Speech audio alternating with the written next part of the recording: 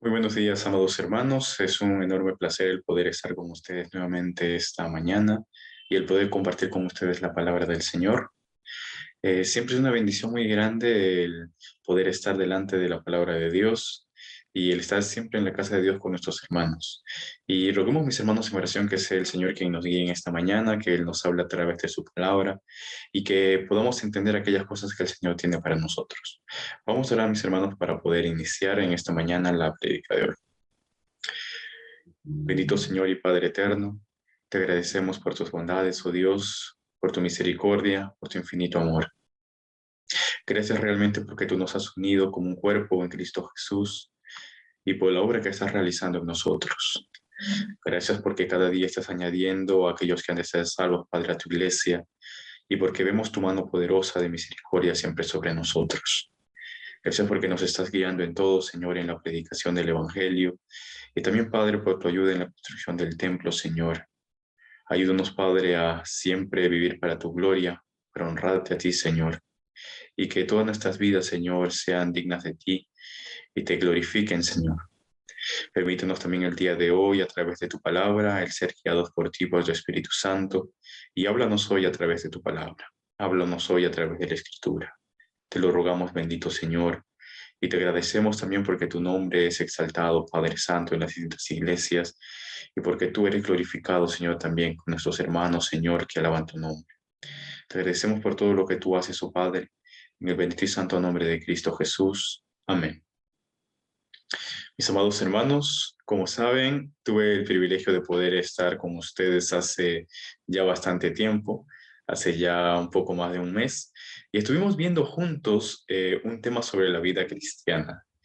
Durante esa prédica que me tocó dar la última vez, aprendimos acerca de la resta, aquellas cosas que tenemos que ir quitando de nuestra vida cuando venimos a Cristo. Cuando nacemos y cuando empezamos una nueva vida en el Señor, hay cosas que tienen que ser quitadas de nuestra vida. Hay cosas que la Biblia nos dice que de nuestra vida tenemos que quitar, tenemos que limpiar y tenemos que apartarnos para poder crecer realmente como hijos de Dios. Y el día de hoy vamos a continuar con este tema de aquellas cosas que son necesarias para nuestro crecimiento espiritual, para nuestra vida espiritual. Y vamos hoy día a aprender acerca ya no de la resta, sino de la suma. Vamos a aprender aquellas cosas que tenemos que sumar a nuestra vida y aquellas cosas que tenemos que añadir a nuestra vida y aquellas cosas en las cuales tenemos que crecer como hijos de Dios. Durante los dos últimos domingos, Pastor estuvo con nosotros compartiendo la palabra y durante los dos últimos domingos, Pastor estuvo hablando acerca de Proverbios capítulo 30, ¿no? De esas cosas que hacen temblar la tierra. Y Pastor estuvo hablando acerca de esas tres cosas, ¿no? Que hacen temblar la tierra y la cuarta. Y refiriéndose a la cuarta, el proverbio decía, ¿no? Que es la sierva que hereda a su señora. Y Pastor hacía este énfasis en la vida del creyente. El énfasis en que nosotros como creyentes somos como esa sierva que hereda a su señora por tener los hijos del reino, del Señor. Y nosotros somos hijos del Señor. ¿Cómo debemos vivir nosotros como hijos del Señor? ¿Qué implica realmente vivir como hijos del reino? ¿Qué implica realmente vivir para la gloria de Dios? Y hoy vamos a ver, estudiando solo un pasaje de la Escritura, solamente dos versículos que nos van a mostrar aquellas cosas en las cuales tenemos que crecer como creyentes, porque es una necesidad. Son cosas que vamos a tener que afrontar en nuestra vida y cosas que se van a tener que ir desarrollando día a día en nuestra vida como creyentes. Es como un niño que va creciendo, es como un pequeñito que va creciendo y que va llegando hasta la adultez. Y eso es algo que vamos a aprender el día de hoy y vamos a verlo a través de la palabra. Y pensando en los niños y pensando en cómo es que uno va creciendo, quizás alguno de nosotros ha estado cerca de alguien que acaba de nacer. Y cuando uno ve a alguien que acaba de nacer, uno puede recordar muchas veces la ansiedad, ¿no? De quizás la pareja joven, ¿no? La madre joven que da su primer hijo y que muchas veces vigila así con eh, demasiada escudriña de una manera demasiado diligente, ¿no? La evidencia de cómo es que el niño va creciendo. Esto pasa generalmente cuando uno es primer padre, ¿no? Están ahí cuidando de cómo el niño crece, realizando, digamos, una fiesta por su primer año, por cómo va creciendo el niño niñito. Algunos hasta miden al niñito cuánto va creciendo cada tiempo, cuántos gramos y le añada a su peso, ¿no? Eh, Hay un cuidado muy importante, ¿no? De parte de los padres, ¿no? Se van dando cuenta cómo es que el niñito aprende a hablar, quizás se ponen de manera muy, se emocionan mucho, ¿no? Con la inteligencia del niño, cómo es que el niño se va desarrollando, ¿no? Sin embargo, una interrupción en su crecimiento físico sería algo muy triste también para los padres, ¿no? Cuando ven que quizás el niño no crece o cuando ven que el niño quizás no puede todavía comunicarse de una manera adecuada. Eso es algo que quizás en un padre da preocupación, ¿no? Ya fuera en lo físico o en lo mental, cuando vemos que no hay un desarrollo como debería ser, sino que hay como un estancamiento, ya es un momento en el cual los padres se preocupan, ¿no? La familia se preocupa y ya tiene que buscar a un especialista, ¿no? Para saber qué está pasando, ¿no? Por qué no hay crecimiento en el niño, ¿no? Porque es que el niño no está desarrollándose de una manera adecuada. ¿Qué pasó? ¿Qué interrumpió que el niño pueda realmente crecer? ¿Qué interrumpió que el niño pueda desarrollarse, ¿no? Y a pesar de lo triste que es un caso, ¿no? De interrupción del crecimiento físico o mental de un niño, aún más triste es quizás para nuestro Padre Celestial cuando Él se ve y cuando Él nos ve a nosotros y cuando Él se ve obligado a contemplar, ¿no? Que sus hijos que han venido a Él ya deliberadamente han escogido continuar siendo niños, ¿no? Infantes o enanos espirituales. Y esto es algo que también sucede en la vida cristiana, ¿no? ¿Cómo nos verá nuestro Padre cuando ve que nosotros deliberadamente, quizás por cualquier adversidad o cualquier situación, hemos decidido no crecer en la fe? Quizás hemos decidido dar un paso atrás, desanimarnos, no sentirnos a gusto con ciertas cosas y hemos decidido no crecer, ¿no? Quizás empezamos con un ánimo de poder seguir adelante, pero por alguna circunstancia quedamos ahí interrumpidos, ¿no? Quedamos ahí interrumpidos. Distintas circunstancias que vienen quizás de nuestro corazón, ¿no? Nuestro malentendimiento de las cosas de Dios impiden que realmente podamos crecer como es debido como cristianos, ¿no? Y eso es algo muy triste, ¿no? Eso es muy triste. Cuando uno ve en los padres terrenales, uno puede ver esa tristeza, ¿no? Que siente en sus hijos que no crecen. Y él sabe también que su anhelo, ¿no? De que crezca, ¿no? El padre tiene ese anhelo de que crezca. Ahora, en las cosas espirituales sucede también algo que es una profunda tristeza para el Señor, ¿no? Porque Dios también sabe que las circunstancias que nos impiden o que nos impulsan a ser todavía infantes espirituales, niños espirituales, enanos espirituales, eso está bajo nuestro dominio.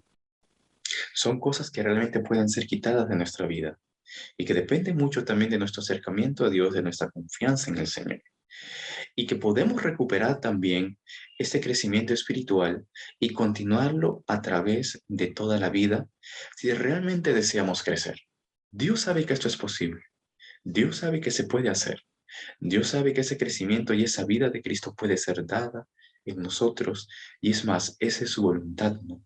Que esa obra que Él ha comenzado en nosotros la siga perfeccionando hasta el día de Jesucristo. Y hoy vamos a ver 7 cosas que el Señor nos pide que nosotros añadamos a nuestra vida cristiana y 7 cosas que debemos sumar a nuestra vida cristiana, en la cual debemos abundar, sumar y crecer. Y esas 7 cosas las vamos a encontrar en el libro de Segunda de Pedro, el capítulo 1, y vamos a leer los versículos del 5 al 7. Si tienen ahí sus Biblias, por favor, vamos a ir a Segunda de Pedro, el capítulo 1, y vamos a leer del versículo del 5 al 7. Estas son las 7 adiciones o esos 7 aspectos del crecimiento espiritual que todo cristiano debe llegar a tener, debe llegar a sumar en su vida como cristiano. Y vamos a leer este versículo. Dice el apóstol Pedro, vosotros también, poniendo toda diligencia, por esto mismo, añadid a vuestra fe virtud, a la virtud conocimiento, al conocimiento dominio propio, al dominio propio paciencia, a la paciencia piedad, a la piedad afecto fraternal y al afecto fraternal amor. Cuando nosotros como creyentes vemos esta lista, eh, Algo que será muy provechoso para nosotros cuando leemos estos versículos es que cada uno de nosotros nos hagamos algunas preguntas en relación con esas fases del crecimiento. Y cada uno de nosotros, cuando leemos estos versículos, ahora que los vamos a ir analizando uno por uno, hagámonos la siguiente pregunta como creyentes. ¿Estoy mejor o estoy haciendo esto mejor que hace un año? ¿O quizás mucho mejor que hace 5 años? ¿En cuál de estos 7 aspectos de mi vida estoy todavía en la cuna o todavía gateando? ¿O qué aspectos de mi vida cristiana necesito desarrollar? ¿En qué necesito crecer para estar cada día más a la estatura y la plenitud de Cristo? Hagamos ese examen, mis hermanos, mientras vamos analizando a través de la palabra de Dios y juntos hagamos ese examen de cómo estamos sumando y creciendo en esto que la palabra nos ha encomendado, que el Señor nos ha. Y vamos a ver el primero. Dice la palabra del Señor. Vosotros también, poniendo toda diligencia, por esto mismo, añadid a vuestra fe virtud. Primero la Biblia habla acerca de la fe. La palabra nos habla acerca de la fe. Y es cierto porque en el momento que venimos a la vida cristiana, lo primero que tenemos cuando nacemos de nuevo es fe. Porque por gracia soy salvo, dice la Escritura, ¿no? Por medio de la fe. Y esto no de vosotros, pues es un don de Dios. Y es esa fe de Dios la que nos hace venir a la vida. Y es esa fe de Dios la que nos hace venir a la vida cristiana. Y estamos caminando por fe y para fe. Lo primero que uno viene cuando empieza a crecer en el Señor es que Dios abre nuestros ojos a través de la fe para ver la verdad de la palabra de Dios, para ver la verdad del Evangelio. Y recibimos esa salvación por fe. Porque nuestra fe es clara cuando escuchamos el Evangelio de Cristo y cuando comprobamos claramente que la palabra de Dios es verdad.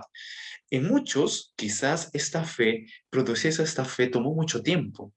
En muchos quizás hubo mucho tiempo atrás en el cual se les tuvo que estar predicando, estuvo que estar luchando con muchas ideas, con muchas cargas, dejando muchas cosas para que esta fe pueda ser producida en nosotros, para que la fe de Cristo pueda ser producida en nosotros y para que nosotros llegáramos a entender que Cristo murió por mí y Él llevó mis pecados pasados, presentes, futuros y que realmente Dios es verdad, Dios es real y Dios está obrando a través de su pueblo. Esa fe es desarrollada en el cristiano y es lo primero que uno tiene. Y cuando uno tiene esa fe en el Evangelio y conoce la palabra y el Espíritu Santo de Dios obra, nacemos de nuevo y venimos a esta nueva vida en Cristo Jesús con esta fe que viene de Dios, esta fe en Cristo Jesús, en su palabra, en la salvación y esta fe en el Evangelio. Pero ¿qué pasa? ¿Acaso solamente debemos andar con esa fe en nuestra vida cristiana? Sucede que ya creí en el Evangelio, creí en las cosas de Dios y ya, ¿se acabó todo? ¿Acaso solamente basta que ya sí creo en el Evangelio, creo en la salvación, creo que he sido salvo y punto? La Biblia nos dice que no. Hay algo más que tenemos que ir añadiendo a esa fe y en lo cual uno tiene que ir creciendo como un niño, ¿no? Que va desarrollándose.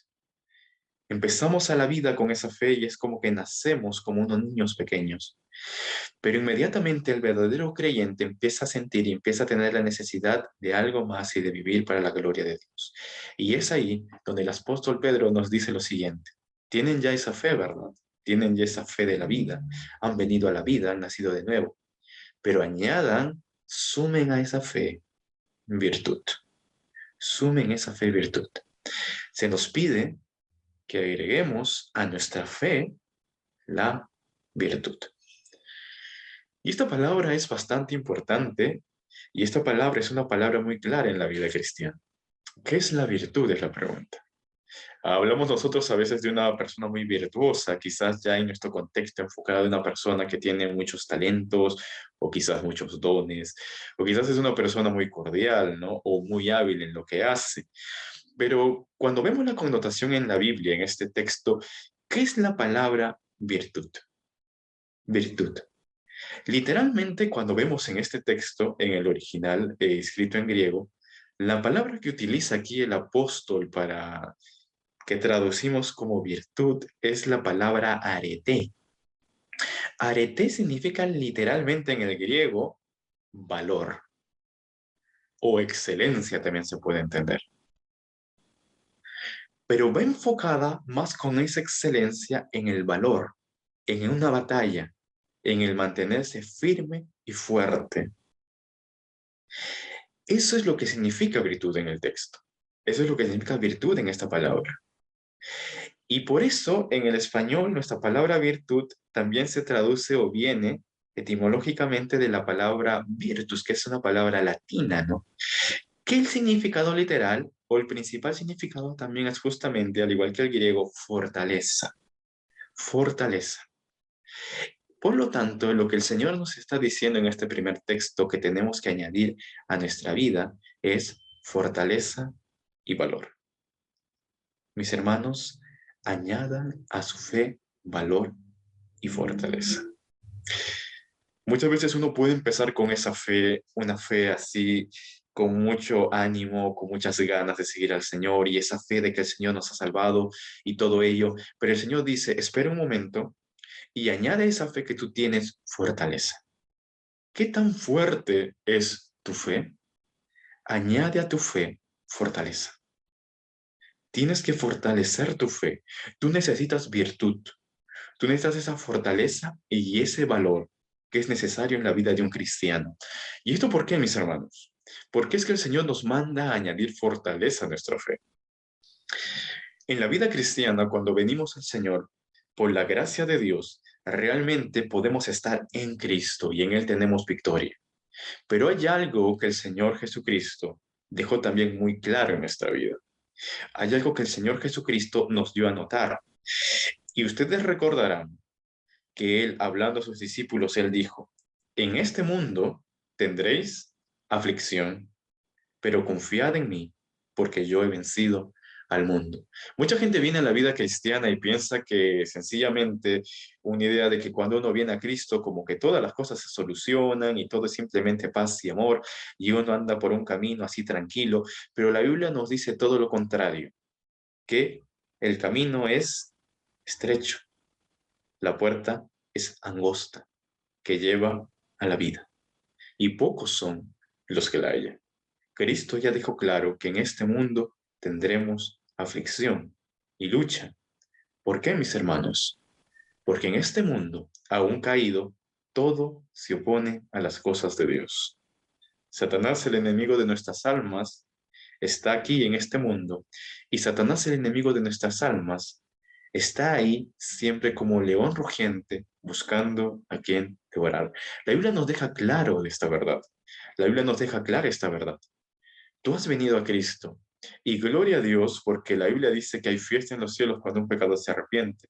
En la iglesia hay un gozo y uno es sellado con el Espíritu Santo, uno viene a la familia de Cristo. Pero de la misma forma, Satanás, el enemigo, se da cuenta que hay una persona que ahora ya no pertenece a él, sino que ha sido redimido por la sangre de Cristo. Y Satanás a toda costa va a tratar de impedir que nosotros crezcamos como hijos de Dios. Él sabe que un creyente, cuando crece en la plenitud de Cristo y un creyente que realmente está entregado al Señor, él puede ser un instrumento útil en las manos de Dios. Satanás ya no puede ya enviarnos al infierno, ya no puede ya llevarse nuestras almas, pero él sí puede hacer una cosa, él puede impedir que nosotros crezcamos a la estatura y la plenitud de Cristo. Él puede impedir y ser un obstáculo para que nosotros seamos un instrumento en las manos del Señor. Y es esa batalla que se va librando ahora en nuestra vida. Y es por eso que la Biblia habla claramente, ¿no? Que vienen los enemigos del creyente, ¿no? Tenemos ahí al mundo, tenemos ahí a Satanás, tenemos al pecado, a nuestra carne, que están ahí tratando de atacarnos. ¿Cuál es el objetivo? Que no seamos instrumentos en las manos de Dios, que no seamos usados en las manos de Dios. Y esto es algo que tenemos que tener en cuenta. Todo nuestro alrededor también, cuando uno está en la iglesia, gloria a Dios, es hermoso el anhelo de seguir a Cristo, pero todo nuestro alrededor y todo nuestro mundo está bajo el maligno, como dice la Escritura. Todo en el mundo te llama a volver atrás, a vivir una vida conforme al mundo. Realmente no estar viviendo conforme al Señor. Nuestra propia carne, nuestros propios anhelos nos tratan de desanimarnos, llevarnos atrás. Y es aquí donde el Señor dice, tú añade a tu fe, como un niño, añade a tu fe fortaleza. ¿Dónde estás y qué estás haciendo? Añade a tu fe fortaleza, añade a tu fe virtud. Tienes que tener una fe firme, tienes que añadir valor a tu fe. Tu fe debe ser una fe fuerte, una fe realmente fuerte. Y eso es algo que sucede en nuestra vida. Yendo nuevamente a los niños, ¿no? ¿Cómo es que un niño crece? ¿Cómo es que un niño añade fortaleza a su organismo? Generalmente un niño añade fortaleza a su organismo. ¿Cuándo? Cuando él empieza primero, cuando es chiquitito, a voltearse solo, ¿no? En la cuna, cuando trata de sentarse solo, cuando trata de caminar solo, y cuando más adelante intenta ya llevar carga, realizar tareas, ya empieza a correr y aunque tropiece y se cae, pero empieza a levantarse. Y constantemente cuando el niño así va actuando en su vida y va realizando nuevas cosas y va tratando de pararse y aunque se cae, se levanta, eso va haciendo que el niño vaya añadiendo fortaleza a su vida. Lo mismo sucede en la vida del cristiano, ¿no? Lo mismo sucede en la vida del cristiano. El cristiano también cada día debe ir añadiendo fortaleza espiritual a su vida, debe ir fortaleciéndose. El cristiano deberá crecer, el cristiano debe crecer en fe, ¿no? Debe crecer en fe. Y muchas veces nosotros crecemos en fe de esa misma forma, mis hermanos. Cuando somos aún niños espirituales y cuando nuestra fe es pequeña y aún no hay fortaleza, aún es necesario que quizás dependamos mucho de los otros. Aún nuestro corazón está, digamos, como un corazón de niñito, que depende mucho de los otros, ¿no? Depende mucho quizás que el pastor esté atrás de él, que el pastor le salude, o que algún hermano esté ahí, esté ayudándolo, dándole amor. Caso un problema, tienen que estar alguien atrás de él, alguien tiene que estar cuidando que las cosas le vaya bien, como todo un niño, ¿no? Quizás empieza a caerse y tiene que esperar que alguien vaya y que lo levante, quizás ve algo que no le parece bien, ¿no? Y un obstáculo y ¡flum! Empieza a llorar, se empieza a desanimar. Eso es normal en un niño. El niño todavía necesita esa guía y esa ayuda, ¿no? El niño aún no puede caminar solo, necesita la ayuda de los papás, necesita la ayuda de alguien, ¿no? Más fuerte que esté ayudándolo. Pero llega el momento en el cual el niño empieza a fortalecerse y generalmente es a través de eso, a través de esas caídas y a través de que el niño empieza por sí solo a intentar avanzar, a intentar avanzar. Y muchas veces los padres van a tener que dejar que el niño se quede ahí y que aprenda a pararse solo para que el niño aprenda a caminar. Es necesario para que el niño agarre qué? Fortaleza y empiece ya a caminar por sí mismo. En la vida cristiana es muy similar. Muchas veces tenemos aún esa fe de niño, ¿no? Esa fe pequeña que aún no tiene fortaleza. Y la fe pequeña, aunque uno ha venido a Cristo, cuando la fe todavía es pequeña, es muy susceptible a cualquier cosa que pueda pasar a nuestro alrededor. Aún es muy susceptible, aún es muy débil. El Señor nos llama a añadir fortaleza. El cristiano, nosotros como cristianos, debemos de verdad empezar a crecer en fe, mis hermanos, creyendo completa, implícitamente en la palabra de Dios. Ya no mirando sencillamente y esperando de los otros o esperando que los otros nos ayuden, sino ya empezar a mirar más claramente a Cristo en nuestras vidas y entender ya no sencillamente que yo necesito de otros, sino Cristo está en mí. ¿Cómo yo puedo ahora ayudar a otros quizás a levantarse? Ayudar a otros y fortalecer a otros. A veces no es necesario que alguien quizás me muestre mucho cariño o amor, sino más bien sea yo quien muestre ese amor y gozosamente vaya a buscar a otros, que sea yo quien vaya a ayudar a otros. A veces uno necesita, ¿no? Que vengan y le den ánimo, pero ahora ser yo quien vaya y dé ánimo a otros, a nuestra fe fortaleza. Muchas veces no es que estemos mejor que otros, pasamos muchas circunstancias difíciles, pero el Señor nos va enseñando a ser fuertes. Y esa fortaleza vamos transmitiendo a otros. Añadid a vuestra fe fortaleza. Fortaleza. Mirando a Cristo, ¿no? Ese punto de ya uno mirar en la palabra y uno ya aprender a recibir la palabra de Dios como suya, a alimentarse ya de la palabra de Dios. Ya el organismo es lo suficientemente fuerte como para que ya estemos alimentándonos con comida más sólida. Así espiritualmente también ya estamos para alimentarnos más con la palabra de Dios y llenar nuestra vida y confiar más en la palabra de Dios y en la voluntad de Dios. Y esto es algo que el Señor va haciendo en nuestra vida, ¿no? Cuando vamos más creyendo plenamente en Cristo y siguiendo sus enseñanzas, como decía el apóstol Pablo, ¿no? En el libro de Filipenses, para mí el vivir es Cristo. Ya cuando nuestra vida se convierte, para mí el vivir es Cristo. Esto, mis hermanos, no se llega de la noche a la mañana.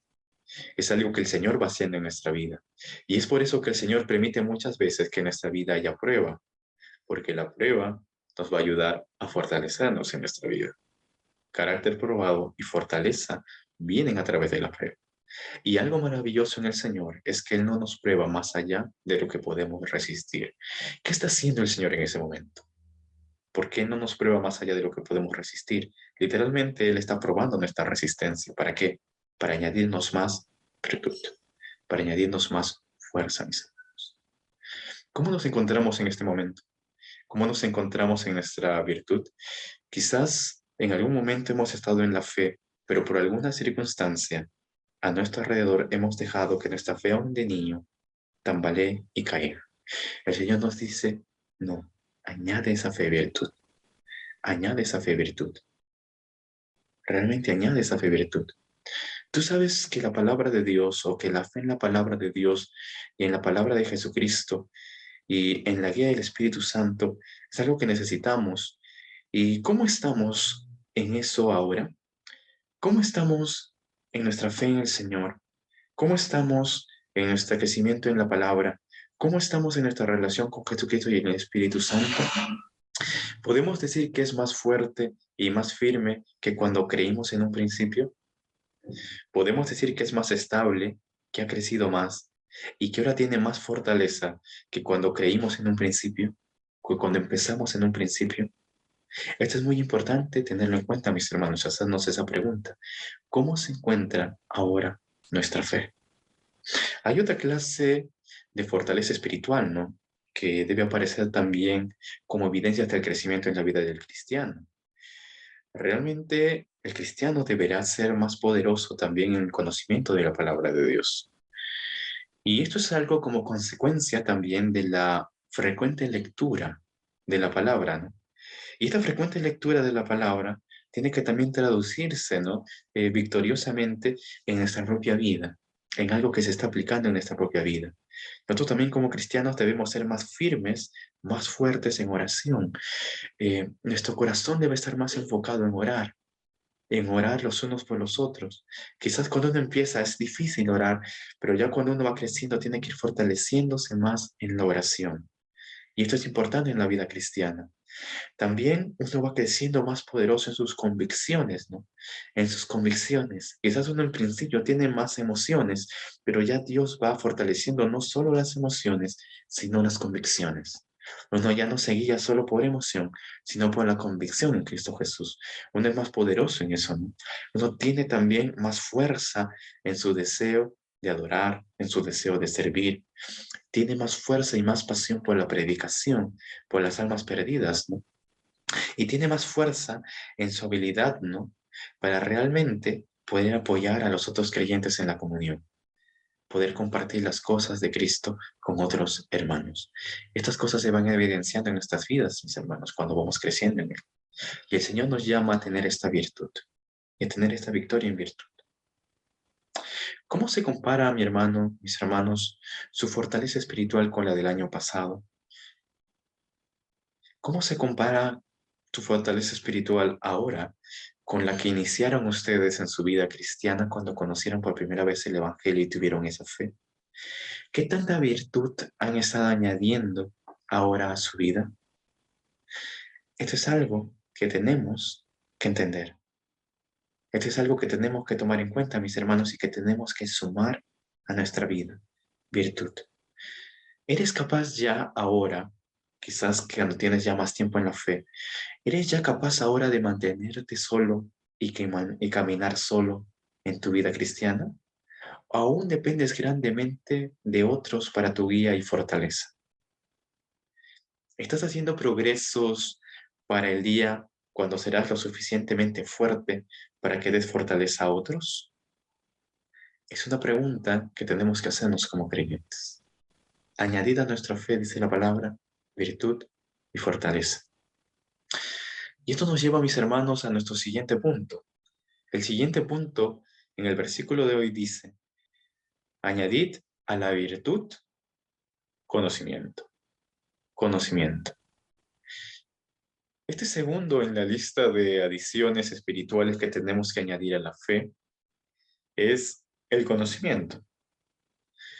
Ahora, cualquiera que haya observado a un niño nuevamente viendo a los niños que están creciendo, cualquiera que observe a un niño pequeño va a estar de acuerdo en afirmar que la cantidad de conocimiento que adquiere un niño en un año solamente podríamos poner, por poner una fecha, es asombroso.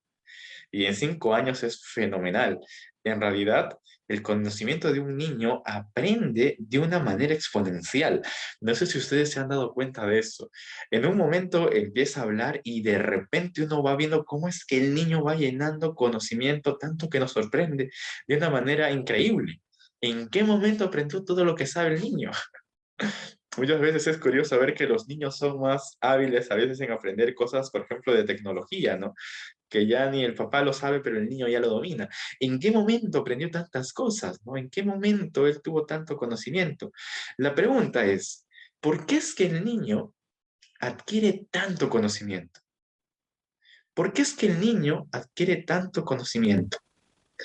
Entre todas las razones, porque hay muchas, hay dos que son principales por qué un niño adquiere tanto conocimiento.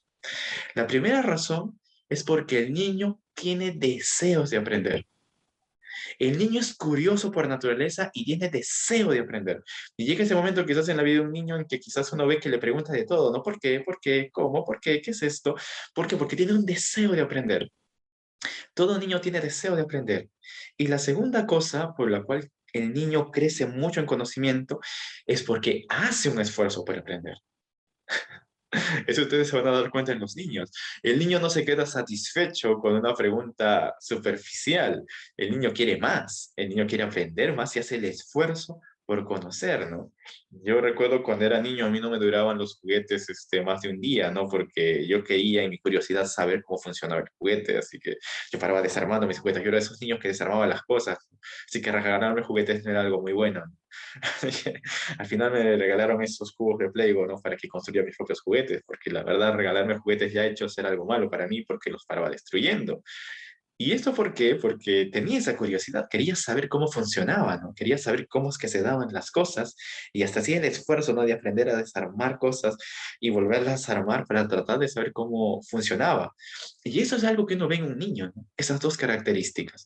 Tiene deseo de aprender y también hace el esfuerzo por aprender. ¿Cómo nos encontramos nosotros en nuestra vida cristiana, mis hermanos? Hemos añadido, o tú has añadido en tu vida, conocimiento espiritual a los años de experiencia cristiana que tienes. ¿Ya has añadido más conocimiento espiritual? ¿Conoces más al Señor? ¿Conoces más de su palabra? ¿Tienes un conocimiento más profundo de Él? ¿Un conocimiento más íntimo del Señor? ¿Cómo está nuestra vida ahora? ¿Conoces más a Dios de lo que conocías antes? ¿Conoces la justicia de Dios? ¿Conoces más de la santidad de Dios? Y al mismo tiempo también conoces de su eterno amor, de su fidelidad. Sabes que ese Padre te ama de tal forma que está aún interesado en aquellos cabellos de tu cabeza que los cuenta. Conoces más acerca de Jesucristo de lo que conocías antes. Conoces a ese tu Salvador. Lo conoces también como tu Señor. Lo conoces también como tu compañero constante, aquel que ha prometido que está todos los días hasta el fin del mundo con nosotros. Lo conoces más. Lo conoces como la respuesta a todas tus necesidades. ¿Cómo está tu comunión con el Espíritu Santo? ¿Conocemos más al Espíritu Santo? ¿Conocemos más su guía? ¿Ya podemos ser más guiados por Él a través de la palabra? ¿Conoces más también cómo es que Dios responde a la fe? ¿Cómo es que Dios responde cuando confías en Él? En tu vida quizás ya puedes citar ejemplos de cómo en tu propia vida, en tu experiencia cristiana, tú te has dado cuenta que realmente la fe te dio la victoria cuando confías en el Señor y que Dios te dio la victoria. Tú puedes dar fe y puedes decir y hablar claramente de una experiencia en la cual viste la mano poderosa de Dios obrando en tu vida, enseñándote más de su amor, de su misericordia, de su justicia. ¿Tú puedes decir eso? Tú puedes citar aquellos ejemplos en los cuales has conocido que Dios realmente responde a cada oración y que Dios no pasa por alto ninguna oración. Ya conoces realmente el poder de la oración y sabes cómo es que la oración obra. y cómo es que Dios obra a través de nuestras oraciones. Ya has experimentado y ya conoces que realmente vale la pena servir al Señor Jesucristo. Ya conoces realmente que la rendición completa a Dios en realidad trae victoria. ¿Conocemos ya eso en nuestras vidas, mis hermanos? Sabemos ya claramente, conocemos que la obediencia a la palabra trae bendición. ¿Cómo estamos, mis hermanos, en conocimiento? ¿Qué tanto conocemos más de nuestro Señor? Si bien es cierto, nuestra fe hay que añadirle fortaleza, pero esta fortaleza tiene que ir acompañada de conocimiento. No es sencillamente que uno trata de hacerse firme o fuerte, no es en nuestras propias fuerzas, mis hermanos. Esta fortaleza es en Cristo, en el poder de Dios, en el poder de su fuerza, dice la palabra de Dios. ¿Y cómo es que uno va teniendo esta fortaleza en el poder de Dios? Cuando más lo conoce a Él. Cuando más lo conoce a Él. Cuando conoce realmente al Señor de una manera más íntima y cuando conoce más claramente su palabra y las promesas y cuando uno ve claramente que Dios cumple cada palabra suya y cuando uno ve claramente quién es ese Señor, quién es mi Dios, quién es Jesucristo, cómo obra el Espíritu Santo, cuando uno conoce realmente a su Dios, como un niño, primero, ¿tienes el deseo de conocerlo más? Y dos, ¿te estás esforzando lo suficiente en conocerlo más? ¿En adquirir conocimiento del Señor? Esto es algo muy importante. Esto es algo muy importante en la vida cristiana. A veces muchos cristianos se conforman solamente con la vida o con lo que conocieron del Señor al principio. Y se conforman sencillamente con esas cosas que conocieron del Señor al principio. Pero como creyentes hemos llevado a dar mucho fruto y conocerlo más. ¿Acaso no hay más de Dios de lo que conocimos al principio? ¿Acaso no hay cosas que el Señor quiere mostrarnos más allá de lo que conocemos al principio? Como Él dice en su palabra claramente, cosas más allá de lo que pedimos o entendemos. El Señor tiene eso para nosotros, pero aquel que busca de corazón, que busca, halla. ¿Quieres conocer más al Señor? ¿Cuánto tiempo dedicas en tu vida a pasar tiempo de intimidad con el Señor? ¿Cómo conoces a alguien? Pasando tiempo con esa persona. ¿Cómo conoces a Dios? ¿Cómo conoces a Cristo? De la misma forma, pasando tiempo con Él. ¿Cuánto tiempo estamos dedicando a pasar tiempo con el Señor en oración, en nuestra lectura bíblica, en el compartir la palabra? ¿Cuánto tiempo estamos dedicando a aprender más y a conocerlo a Él? No solo con el ánimo de tener algo en nuestra cabeza, sino para realmente ver esas verdades en nuestra vida, para aplicar en nuestra vida. Meditamos sencillamente, por ejemplo, en las prédicas que hemos escuchado los domingos y quizás meditamos profundamente en aquellas cosas que están relacionadas con nosotros. Mis hermanos, ¿cuánto hemos crecido en nuestro conocimiento de Cristo, en nuestro conocimiento de Dios? Hay algo que tenemos que sumar a nuestra vida cristiana. Añadid a vuestra fe virtud y a la virtud súmele también conocimiento de Dios. Necesitamos ese conocimiento de Dios, conocerlo más a Él. No solamente esta palabra va enfocada a un conocimiento intelectual. Esta palabra, cuando dice en la Biblia aquí conocimiento, va enfocado a ese conocimiento personal de Dios. Ese conocimiento personal de Dios. Conocerlo a Él. Realmente tener una relación con el Señor diaria. Y es algo que tenemos que ir añadiendo a nuestra fe, mis hermanos. Añadiendo nuestra fe.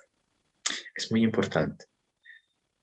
¿Tú sabes bien que la palabra de Dios es nuestra guía suficiente para nuestra conducta? ¿Tú has permitido que sea Dios quien guíe tu vida? ¿Estás permitiendo que sea Dios quien guíe tu vida para conocerlo más? Añadamos a nuestra fe conocimiento, mis hermanos. Conozcamos más del Señor y hagamos ahora este recuento. ¿Qué tanto conocimiento del Señor he añadido ahora en mi vida cristiana? ¿Lo conozco más de lo que lo conocía antes? ¿O me he conformado o me he quedado en un lugar estancado?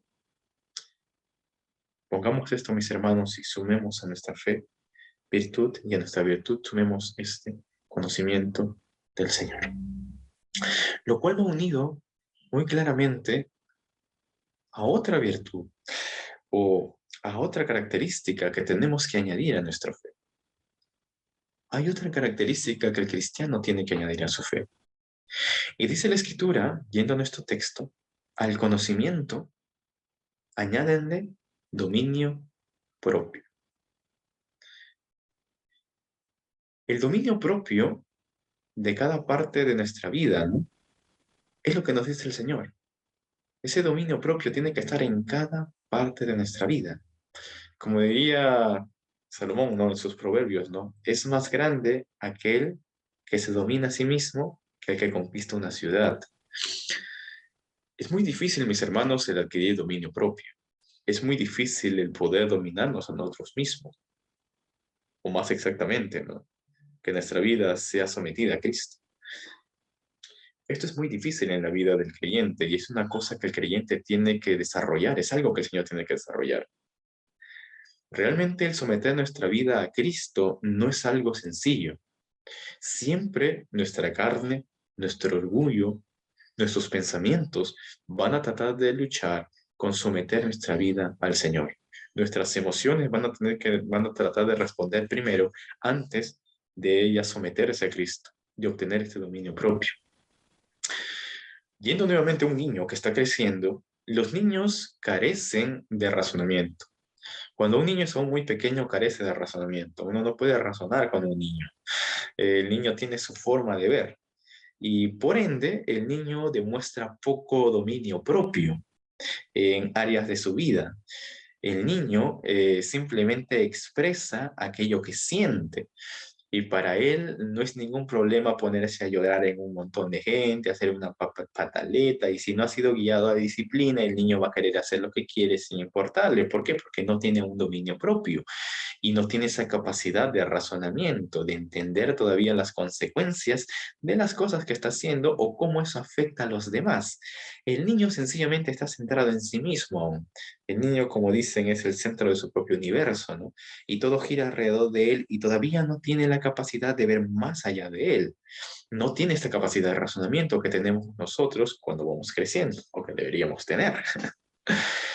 Por ende, el niño demuestra un poco dominio propio. El niño puede ser hasta poco dominio propio. Uno tiene que estar ahí, no, y aprendiéndolo a través de la disciplina y el castigo para que él aprenda a desarrollar dominio propio en su vida. Porque un niño sin la guía de los mayores, ¿qué haría el niño? Por ejemplo, ¿cómo se alimentaría un niño sin la guía de un mayor, ¿no? Que le ponga límites. Quizás el niño solamente comería dulces, ¿no? Ningún alimento nutritivo, ¿no? ¿Y cómo terminaría el niño? Desnutrido por sí mismo, ¿no? Enfermo. Porque el niño sin dominio propio sencillamente comería todo lo que le gusta, o terminaría obeso, o terminaría mal, ¿no? ¿Por qué? Porque el padre o porque alguien no le ha puesto límite. Por eso necesitan los límites de los mayores. Porque el niño por sí mismo aún no tiene dominio propio. Aún no entiende esas consecuencias. Por ejemplo, sin la guía del padre, sin el dominio propio, ¿no? Sin esa guía que le pone límites, que lo domina, ¿no?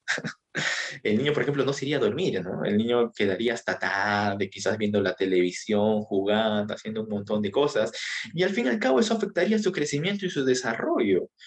¿Por qué? Porque él aún no entiende, él aún no razona, él aún se deja llevar nomás por sus emociones, por lo que quiere hacer, por lo que le gusta hacer, ¿no?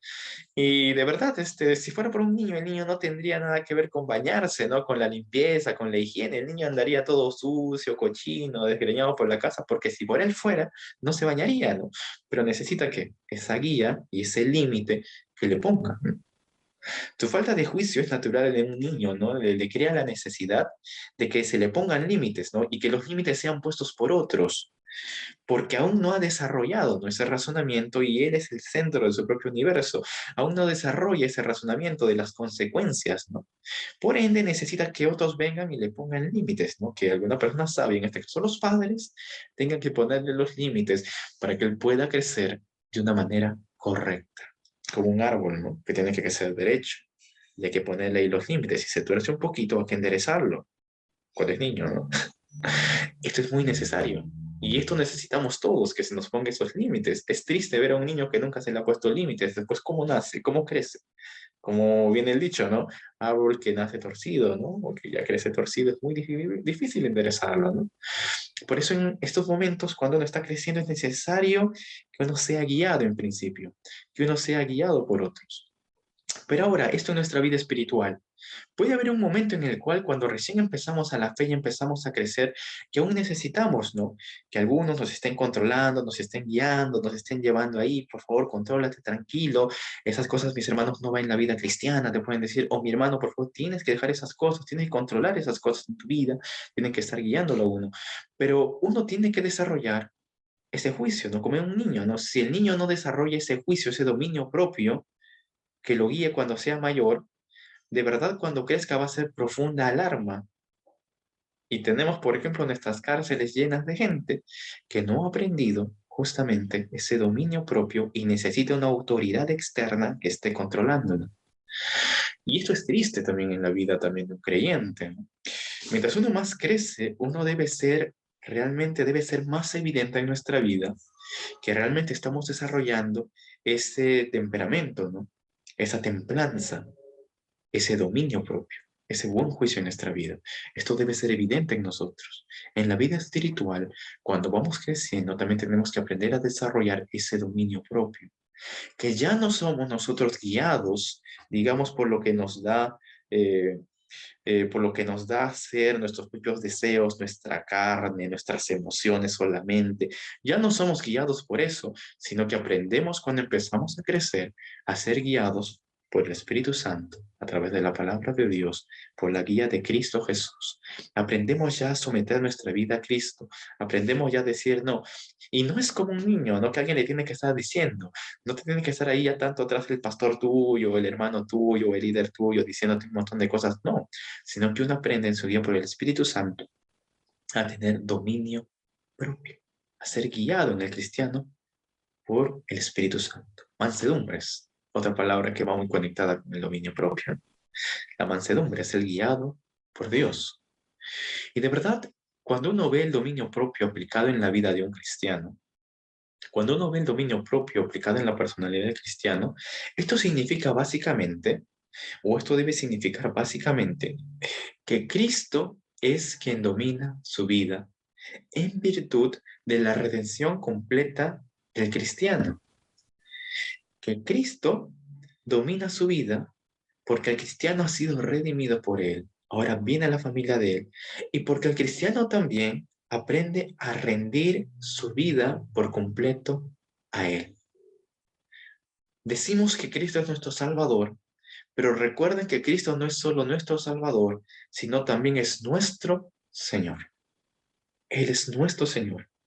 Y la vida del creyente tiene que agradar a su Señor. ¿Y cómo se muestra esto en nuestra vida? Cuando rendimos nuestra voluntad, nuestras emociones a Cristo. Y cuando realmente deseamos agradarlo a Él muy por encima de agradarnos a nosotros mismos o agradar al hombre.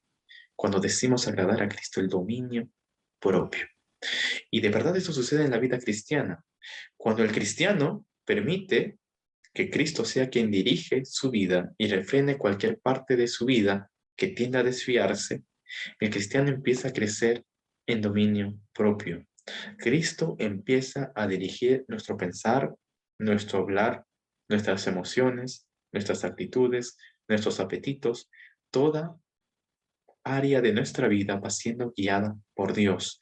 Y es ahí, como dice la Escritura, que comprobemos que todo es agradable a Dios y que todo lo que hagamos, sea de palabra o de hecho, lo hagamos todo para la gloria de Dios. ¿Cómo hacemos eso? Cuando el cristiano ha aprendido a rendir su vida al Señor. Y cuando Él ha aprendido que sea el Señor quien domine su vida a través del dominio propio. Es una lucha que vamos a tener muy constantemente, mis hermanos. Muy constantemente vamos a tener esta lucha del dominio propio. Se ve muy claramente en nuestra vida, ¿no? A veces cuando uno quiere venir a la iglesia, la carne te va a querer decir que no, quédate descansando, puedes verlo por Zoom, pero el Señor te va a decir, no, si tú puedes venir y congregar con los hermanos, hazlo. Hay una lucha entre nosotros y ahí viene el dominio propio. el dominio propio de dominar los propios deseos de nuestra carne para agradar al Señor. Cuando nos llaman, por ejemplo, hay cosas que nos incitan a pecar. ¿Qué hacer? El dominio propio nos llama a decir no, porque mi vida es para glorificar a Dios. Cuando quizás una persona me hiere o dice algo que no me gusta o actúa de una manera realmente que quiere hacer sentir mal, ahí viene el dominio propio para decir, no, tú no tienes por qué guardar rencor, tú tienes que guardar amor, como Cristo lo ha hecho. Cuando queremos ver quizás las debilidades de los hombres, ahí viene el dominio propio que dice, no, tú has sido llamado a mirar a Cristo. El dominio propio empieza a crecer en el cristiano, cuando el cristiano realmente empieza a desarrollar la madurez. Añadir a vuestra fe virtud, a la virtud conocimiento, y a este conocimiento dominio propio. Porque mientras más conocemos a nuestro Señor, más aprendemos a ser como Él. Esto es natural. Más aprendemos lo que el Señor demanda de nosotros. Más aprendemos lo que el Señor quiere de nosotros. Y es ahí donde el dominio propio en nuestra vida rendida a Él debe actuar. La pregunta es, mis hermanos, ¿cuánto hemos crecido cuando iniciamos en nuestra vida cristiana hasta ahora en dominio propio? ¿Hemos entregado el dominio de nuestra vida al Señor? ¿Podemos decir que el Señor está sentado en el trono de nuestros corazones? ¿Cuánto hemos crecido en dominio propio? Examinemos esto también, mis hermanos. Añadamos a nuestra fe dominio propio. Y esto va muy conectado con otro punto, que es el siguiente punto del texto que dice, al dominio propio, paciencia. ¿Qué tenemos que añadirle al dominio propio? La paciencia. Esta palabra es muy interesante cuando uno le entiende en su significado. Va muy conectado en sí también con el dominio, ¿no? La palabra que literalmente se traduce aquí como paciencia es la palabra jumponé. Esta palabra tiene un significado bien especial, ¿no? No es tanto como nosotros le entendemos a la paciencia actualmente, sino que la idea es distinta. La idea de paciencia va conectada con la alegría de la esperanza, una resistencia o un aguante o un avance firme porque tiene esperanza, literalmente podríamos decir. Es lo que indica esta palabra, es como un impulso que va por la esperanza. Y es como que uno tiene más fuerza a la resistencia que hay porque tiene una esperanza y sigue avanzando con más fuerza, con más resistencia, con más firmeza hacia adelante, porque tiene una esperanza. Ese es literalmente el significado que uno encuentra en paciencia, el significado bíblico de paciencia, ¿no? Eh, Nosotros generalmente en nuestro contexto la paciencia ha venido a tener otra connotación, ¿no? Como que tú esperas ahí soportando todas las cosas, pero en el contexto bíblico la paciencia o cumpone es que tú sigues avanzando a pasar de la adversidad porque tienes esa esperanza, porque tienes una meta, una esperanza. Y por eso es que ustedes van a ver muchas veces que esta palabra en la Biblia, cuando habla de paciencia, va conectada a la prueba o va conectado a las dificultades, como por ejemplo la persecución. Porque la idea de paciencia en la Biblia es eso. Y a pesar de las dificultades que vas, tú no te quedas ahí soportando, sino sigues avanzando con más firmeza porque tienes una esperanza. Y la conexión que utiliza esta palabra también tiene una raíz de alegría, o sea, sigues avanzando con alegría a pesar de la adversidad porque tienes una esperanza. Eso es lo que la Biblia llama paciencia y es lo que la palabra del Señor denomina como paciencia.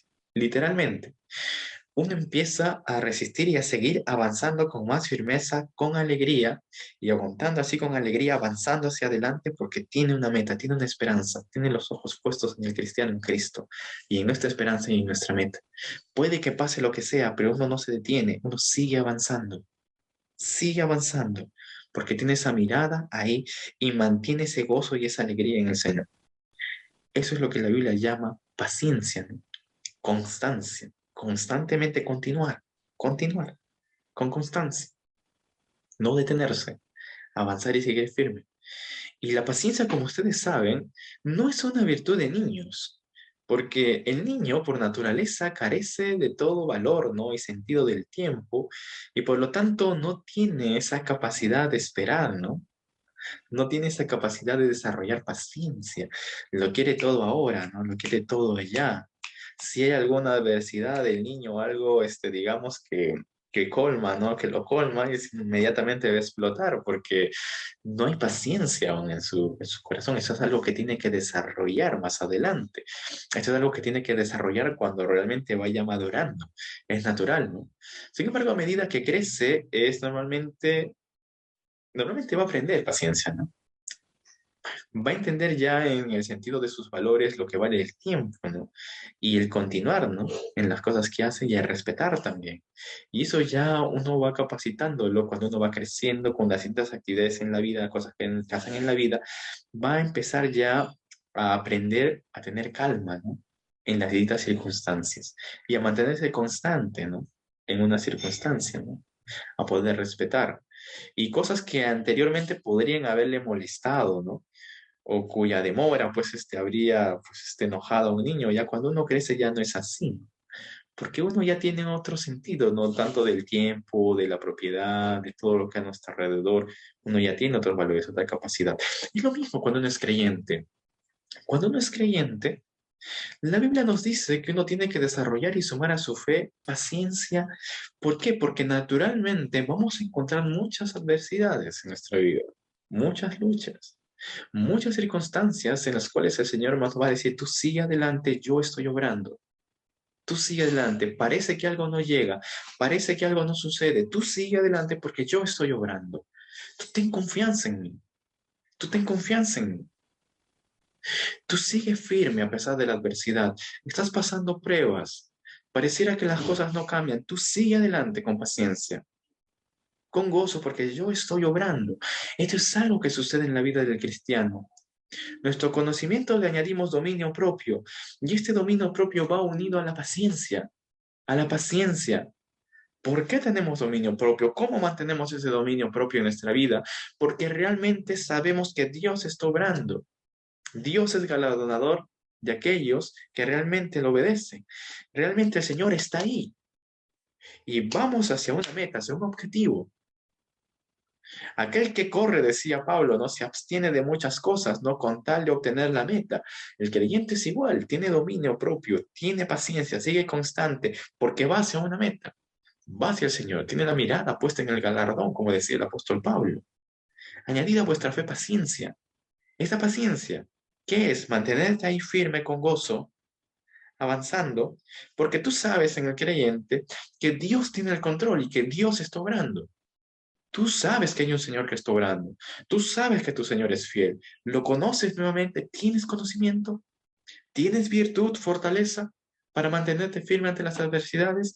Necesitas desarrollar paciencia. Necesitamos desarrollar paciencia, mis hermanos, como creyentes. Tenemos ese dominio propio que nos ayuda a mantener la paciencia. Esto es algo que podemos ver en Cristo Jesús, en Dios, ¿no? Cuánto amor, cuánta paciencia muestra también para con nosotros. El Señor nos llama a tener paciencia, paciencia. Realmente no hay prueba más segura a veces del crecimiento espiritual que el desarrollo de la paciencia en el cristiano, porque esto es algo que nos falta a todos nosotros y cuesta mucho desarrollar. Uno no puede decir que es perfecto, que ha perfeccionado su vida en la paciencia. Puede tener muchos años en la vida cristiana, pero uno va a luchar mucho también con la paciencia. Por eso uno puede verlo también como una parte del crecimiento espiritual, ¿no? La paciencia. Y de verdad es el desarrollo de la paciencia va a seguir ilimitadamente en el cristiano, no sé, que estemos delante del Señor hasta que nuestros ojos vean a Cristo, nuestra esperanza, cuando realmente estamos con Él. Realmente, cuando miramos al Señor y cuando miramos las circunstancias a través de los ojos del Señor, eh, nos da una comprensión que nos ayuda a esperar más pacientemente en Él. Realmente es así. A veces nosotros queremos perder la paciencia con cada circunstancia. Queremos perder la paciencia con las personas quizás que están a nuestro alrededor. Pero cuando el creyente conoce a Cristo y empieza a ver la vida y empieza a ver las circunstancias con los ojos del Señor, Dios nos ayuda a tener una mayor comprensión y nos ayuda a desarrollar nuestra paciencia. ¿Cuántas veces, mis hermanos, ustedes en la adversidad, quizás con una persona que les puede colmar la paciencia, ¿Han ustedes hecho el ejercicio cristiano de aprender a ver a esa persona con los ojos de Cristo? Verlo con los ojos de Cristo, ver su necesidad. ¿Cuántas veces en medio de una adversidad o una dificultad ustedes han dejado de mirar su dificultad y han puesto su mirada y han pedido al Señor que les ayude a ver con los ojos del Señor? Señor, ¿qué esperas tú de mí en este momento? ¿Qué estás haciendo en este momento? ¿Cuándo hemos puesto nuestra mirada con los ojos del Señor? Realmente, esto es algo muy importante.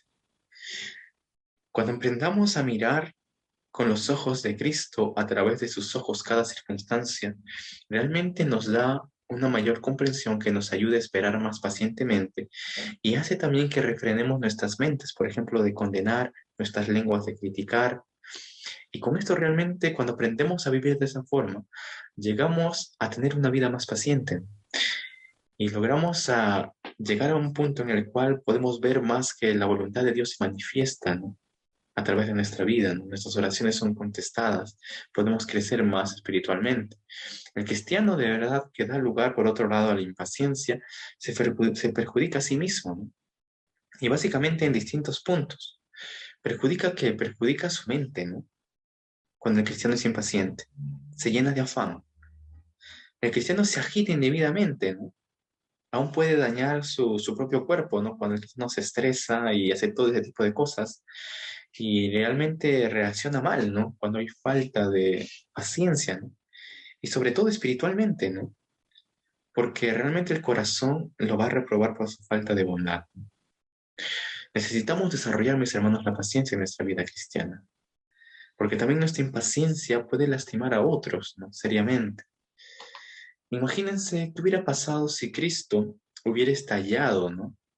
De impaciencia con Pedro. ¿Qué hubiera pasado si Cristo hubiera estallado impacientemente con Pedro cuando Pedro lo negó, ¿no? En su cara prácticamente?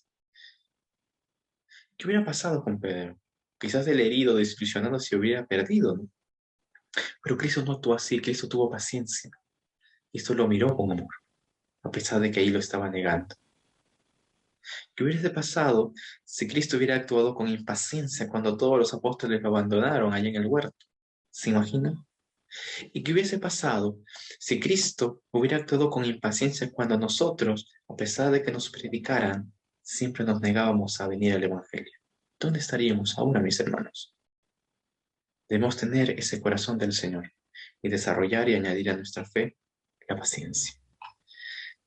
Y finalmente, mis hermanos, el texto, para terminar, nos habla de otras tres cualidades que debe tener todo creyente, que tenemos que sumar y añadir a nuestra vida.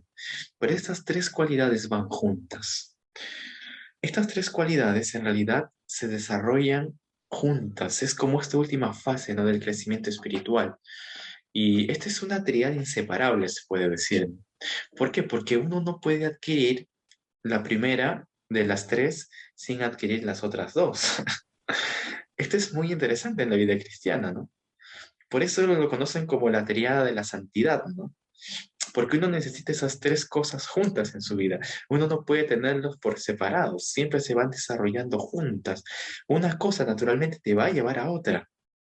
Una de estas te va a llevar a otra. La primera, la última, la primera, siempre va a ser así. Con frecuencia a veces nosotros solemos hablar, por ejemplo, yendo a los niños, que el niño es un vivo retrato de su padre, ¿no? Decimos, mucho se parece a su padre, es el vivo retrato de su padre. Ahora, ¿qué quieren decir con eso, no? Muchas veces no se refieren tanto a a la apariencia física, sino quizás a las actitudes, ¿no? La forma de actuar, la forma de hablar, la forma de ser. Muchas veces eso sucede en los hijos, ¿no? Que los hijos sin darse cuenta imitan mucho a los padres y uno puede darse cuenta que es el hijo de tal o el hijo de tal, generalmente, ¿no? Y puede haber excepciones, pero generalmente uno se da cuenta por las actitudes, ¿no? Porque tiene ciertas actitudes de los padres, ¿no?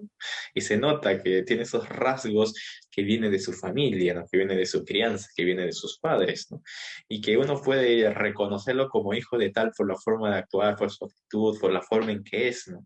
Hereda ciertas cosas del padre o imita ciertas características del padre, ¿no?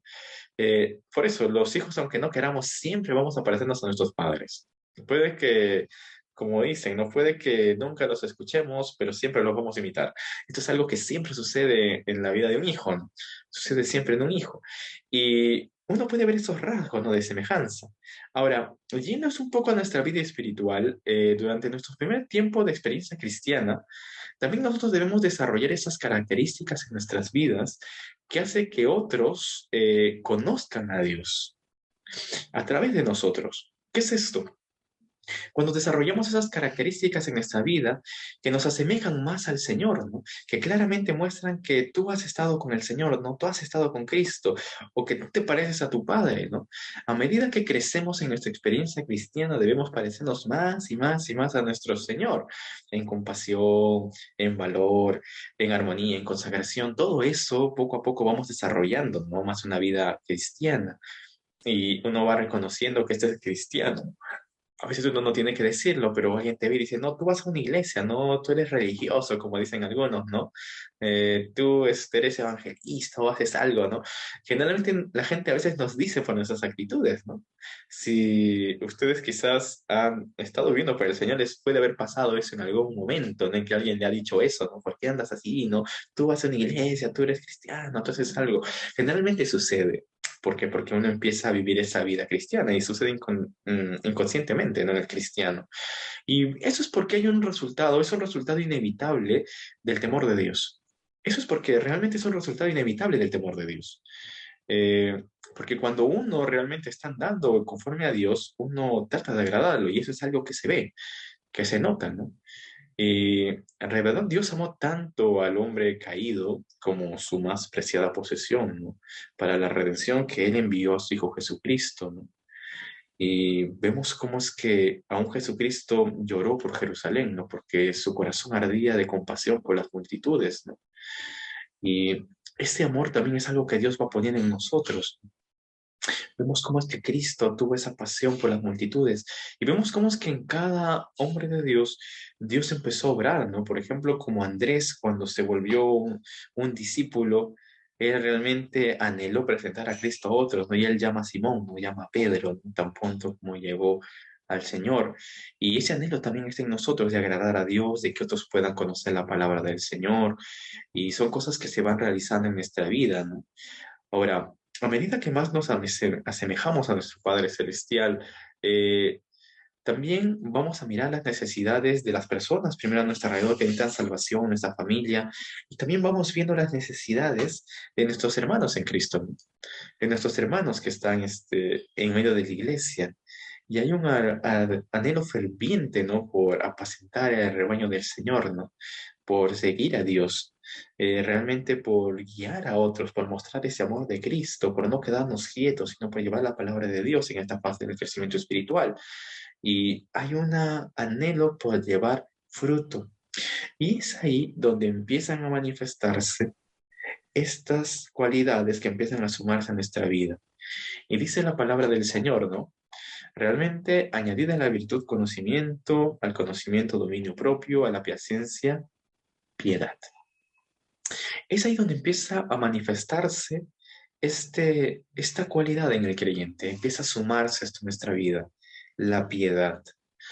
¿Qué es la piedad, mis hermanos? Muchas veces no tenemos el conocimiento claro de la palabra piedad. A veces hemos escuchado eso de ten piedad, como conectarlo con la palabra misericordia, ¿no? O pena, ¿no? Pero en la Biblia, la palabra piedad no se refiere a eso, no indica principalmente eso. La palabra piedad eh, se traduce literalmente de una palabra griega, ¿no? Que significa que literalmente es eusebia o eusebes. Esta palabra literalmente significa reverencia, reverencia. Y era muy utilizada por los cristianos para referirse a esa reverencia con respecto a Dios, al Evangelio, ¿no? De conocer tanto más al Señor que te lleva a vivir una vida reverente. Y esto va conectado con también con el temor de Dios, ¿no? Que literalmente se traduciría la palabra piedad como el bien reverenciar, ¿no? El reverenciar bien al Señor. Y esto es algo que es una consecuencia de un creyente que está conociendo al Señor, que ha ido madurando, ¿no? En la virtud, en la paciencia. Que el creyente ahora, ¿qué quiere hacer? Quiere reverenciar bien al Señor. Realmente ese temor de Dios y ese reverenciar a Dios le hace actuar de una manera agradable a Dios. Y por eso se conoce a una persona muy entregada al Señor como una persona piadosa, una persona muy reverente, que quiere agradar a su Señor. Esta piedad es algo que viene a manifestarse en la vida de un creyente, mientras más va creciendo él, ¿no? Esta piedad con respecto al Evangelio, a la palabra, este anhelo de compartir la palabra, este anhelo de vivir para el Señor, de tener una vida entregada al Señor, una vida reverente, ese temor de Dios. Y realmente eso es algo que se desarrolla en el creyente, se desarrolla en el creyente. Ese temor de Dios le hace empezar a amar lo que Dios ama, a odiar lo que Dios odia, y esta piedad lo lleva a tratar de servir a Dios, ¿no? Sirviendo y amando a Dios, amando a su prójimo. Una persona piadosa tiene ese anhelo de compartir con otros la palabra y se manifiesta dentro de la iglesia, la congregación, con el amor fraternal, ¿no? También con el amor a los hermanos, que es la otra cosa que va conectada junto con la piedad. Cuando se empieza a manifestar la verdadera piedad, naturalmente empieza a manifestarse ese amor fraternal, ese amor que Él muestra, ¿no? Ese amor que Él muestra, ese amor del Señor que Él empieza a mostrar, ¿no? Esta palabra amor fraternal literalmente es pues el amor hacia los hermanos, ¿no? Entre los hermanos, aquellos que tienen un mismo Padre, ¿no? Y este amor se empieza a manifestar también en la iglesia, ¿no? En el cuerpo de Cristo, el amor fraternal, que es una consecuencia cuando vemos el texto del temor de Dios o de la piedad, cuando empieza a manifestar ese amor fraternal a los hermanos. ¿Por qué? Porque la Biblia dice claramente, ¿no? Tú no puedes decir que amas a Dios si no amas a tu hermano. Tú no puedes decir que amas a Dios a quien no has visto si no amas a tu hermano a quien has visto. Y esta es una consecuencia natural. Cuando tú tienes el amor de Dios en tu vida, el temor de Dios y la reverencia, buscas también amar a otros. Y esto hace que en la vida cristiana se produzca lo que se conoce como el amor, un amor amplio por el Señor. Ahora, puede que cuando leamos el texto no podamos diferenciar mucho entre una palabra u otra, pero si uno va al griego, sí hay una diferencia fuerte. La palabra de amor fraternal viene de la palabra, pues, filo, ¿no? Un amor entre hermanos. Literalmente aquí amor fraternal es Filadelfia, ¿no? Que viene de Filadelfos, ¿no? Es el que ama a su hermano. Y la otra palabra aquí que utiliza para amor, que se desarrolla, es otra palabra que es ágape. Ágape. Que la palabra ágape, que traducimos como amor, muchos lo traducen en otras versiones antiguas como caridad, para tratar de diferenciarlo de el amor comúnmente como lo entendemos en el español, ¿no? ¿Por qué? Porque este amor, la palabra ágape, es un énfasis en el amor de Dios, en amar como Dios. Ese amor de Dios que viene a nuestras vidas, que es muy diferente al amor mundano, al amor romántico, al amor de hermanos, sencillamente. Es un amor entregado, desinteresado. Si uno quiere ver una descripción del amor ágape, uno lo ve en Cristo, la vida de Cristo para con nosotros entregándose en la cruz. Y si uno quiere ver una descripción del amor ágape como tal, lo podemos encontrar en Primera de Corintios 13, cuando habla de la preeminencia del amor. Ese capítulo, aunque algunos tengan la costumbre de leerlo en las bodas, no está hablando del amor entre pareja, digamos, en una boda. El principio, ahí dice, es ágape. La palabra que ahí traduce es ágape. Está enfatizando en primer lugar sobre el amor de Dios. Si yo hago todo y no tengo ágape, es la palabra, ¿no? Yo puedo hablar todas las lenguas, tener todo el conocimiento, toda la fe, pero si no tengo ágape, ese amor de Dios es nada mi vida. Es nada mi vida. Ese amor de Dios, ¿no? Como lo dicen Corintios, no es sufrido, benigno, no se envanece, no guarda rencor, ¿no? Todo lo sufre, todo lo espera, todo lo soporta. Ese amor de Dios es algo que se va desarrollando en nuestra vida, ese ágape se va desarrollando en nosotros, que no es otra cosa que las cualidades de Cristo. Uno puede agarrar ese capítulo de Primera de Corintios 13 y hacer un paralelo con la vida de Cristo. Y esto es algo que se va desarrollando cuando nuestra vida va creciendo en piedad, como consecuencia de haber sumado lo anterior, va creciendo en amor fraternal naturalmente, por naturaleza. Esto nos lleva a tener ese ágape, ese amor de Dios, ¿no? Y esa caridad, como lo dicen algunos, ¿no? Ese amor hacia otros. ¿Y qué es esto en la vida práctica? Realmente ese amor, ese ágape, esa caridad, es la palabra que yo hablo con mis labios, el acto que yo ejecuto con mis manos, porque el amor fraternal me impele, ¿no? Me lleva a hacerlo. Y el amor fraternal ha venido a ser parte integrante de mi corazón. ¿Por qué? Porque estoy semejante a mi Padre, porque tengo esa piedad, esa reverencia a mi Señor y quiero ser semejante a Él. Quiero tener una vida semejante a Él. Y esto empieza a verdad en nuestra vida de servicio. ¿Por qué servimos a otros, mis hermanos? ¿Por qué predicamos a otros?